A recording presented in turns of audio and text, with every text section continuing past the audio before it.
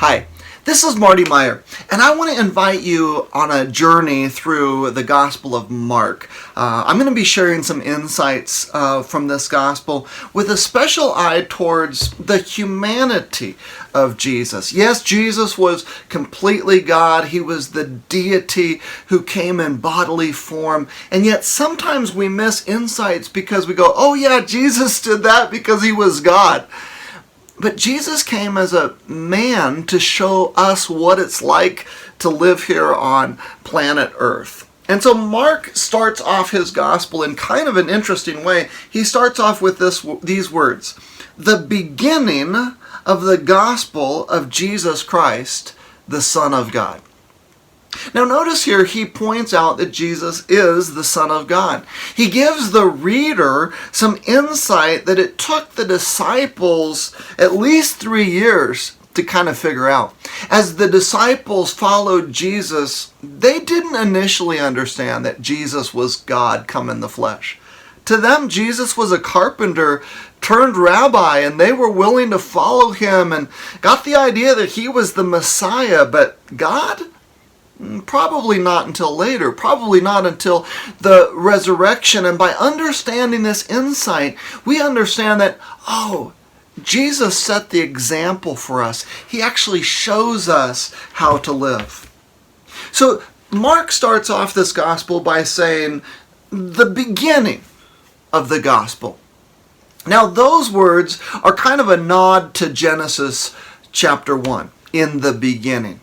Mark is acknowledging that this isn't the beginning of the story. The story started a long time ago, back in Genesis, where God spoke the whole world into existence. But then he points out it's not the end of the story either. This is just the beginning of the God story. This is just the beginning of the good news story that's going to be told again and again and again through his disciples. And so Jesus calls you and I to share his story. And Mark, in his gospel, he's making it very clear this is just the beginning of the good news story that's going to be told about Jesus. The continuation is going to come through people like you and me. Now that might seem overwhelming to us. You might feel like, I'm not worthy to be a disciple. I'm not worthy to share the good news story of Jesus.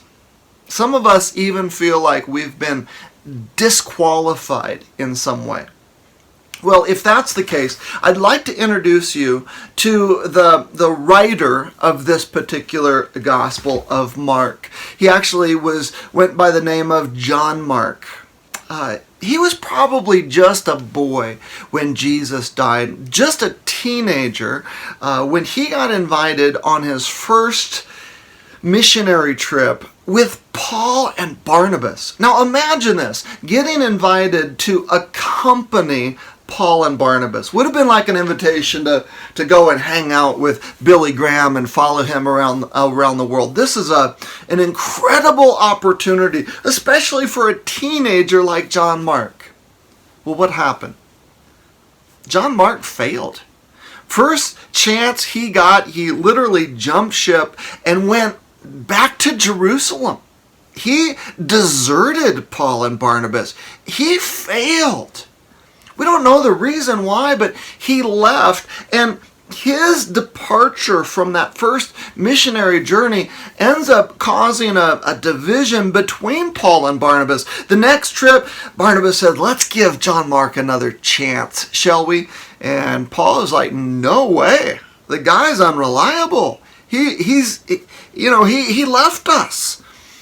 And so it actually caused a division, and Barnabas did take John Mark. He did give him another chance. But ultimately, I want us to see that God gave John Mark another chance. And he ends up being able to pen this incredible account of the story of Jesus. Jesus is in the habit of giving his disciples second and third chances, as many as it takes. Well, if you still think that perhaps you're not worthy or disqualified, I want to point you to the source of John Mark's gospel. As I mentioned before, this young man, John Mark, was not one of the original 12 disciples. And so he received his account probably from the preaching and the teaching of Peter. He's closely associated with Peter. Well, we might remember this guy, the boisterous fisherman who braggadociously said, Jesus, even if everybody else falls away from you, I will never deny you. Even if I have to die for you, Jesus, I would never, ever, ever deny you.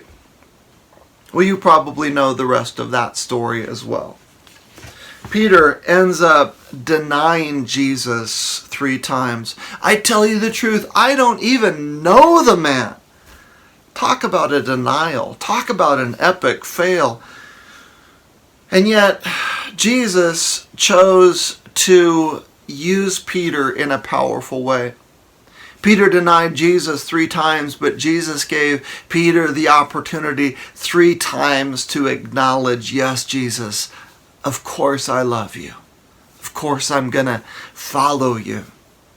And Jesus ends up using this simple fisherman to preach a gospel message on the day of Pentecost, and 3,000 people come to Jesus on that single day. So it's comforting to know that Jesus uses people like Peter, who failed, yet was restored. Jesus uses people like John Mark, who jumped ship and didn't follow through. Jesus uses people like that. And Jesus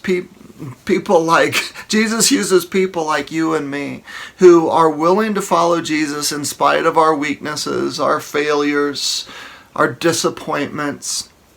And so John begins his gospel in the beginning of the gospel of Jesus Christ, the Son of God.